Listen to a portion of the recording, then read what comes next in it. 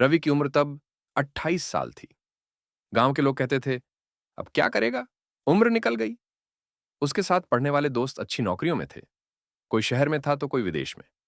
रवि आज भी अपने छोटे से गांव में पिता की दुकान पर बैठा हिसाब लिखता था।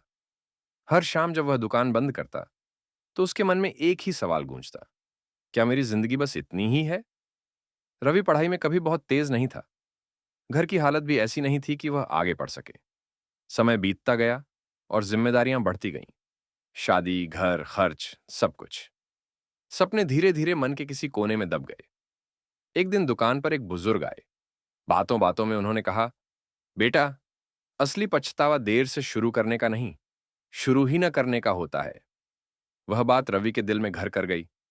उस रात रवि सो नहीं पाया। उसने फैसला किया, अगर अब नहीं शुरू किया तो जिंदगी भर खुद को माफ नहीं कर पाऊंगा।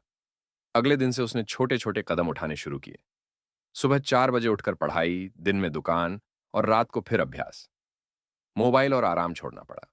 कई बार थक कर मन करता सब छोड़ दे, लेकिन वह खुद से कहता, देर से चल रहा हूं, रुक नहीं सकता। लोग हंसते थे, इस उम्र में क्या बनेगा? अब तो बच्चे भी आगे निकल गए हैं। रवि चुप रहता, क्योंकि उसे पता था हर बीच का समय अलग होता है। पहला साल बीत गया, नतीजा नहीं मिला। दूसरा साल आया, तब भी सफलता नहीं दिखी। कई बार लगा कि शायद लोग सही कह रहे थे, लेकिन फिर उसे याद आता, हार तब होती है जब इंसान खुद मान ले। तीसरे साल रवि को पहली सफलता मिली। छोटी सी, लेकिन उसकी मेहनत की पहली पहचान। आत्मविश्वास लौटा। अब वह और मेहनत करने लगा।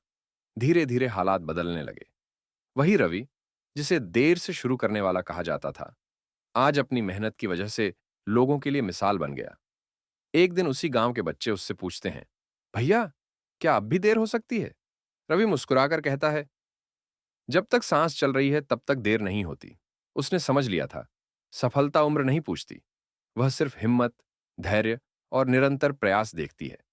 सीख देर से शुरुआत करना कमजोरी नहीं है, हार मान लेना असली हार है। आज शुरू करना कल पछताने से बेहतर है।